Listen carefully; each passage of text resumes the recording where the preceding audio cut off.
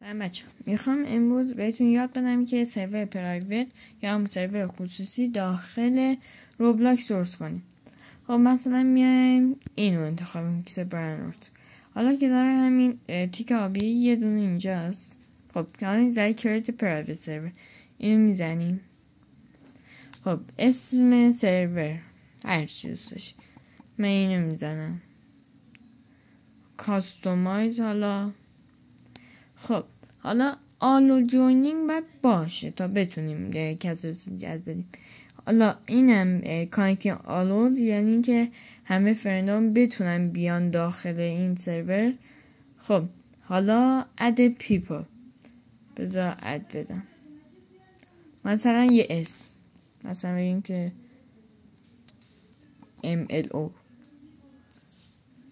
عجیبه هر اسمی میزنی میاره مثلا این. خب حالا اینو اد دادیم. حالا جنریت. حالا اینم لینک رو بهمون میده.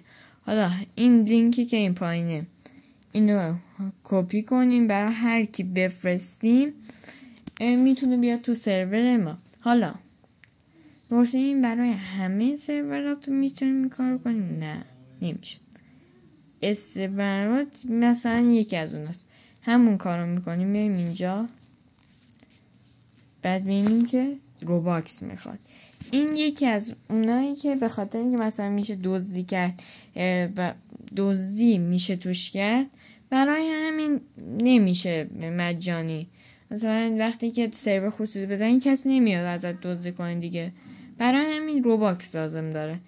پس برای همین بعضی از سرورها نمیشه. مثلا سرورهایی که خیلی سرور خصوصی یا هم پرایوت بهتون کمک میکنه اونا پولیه مثل همین.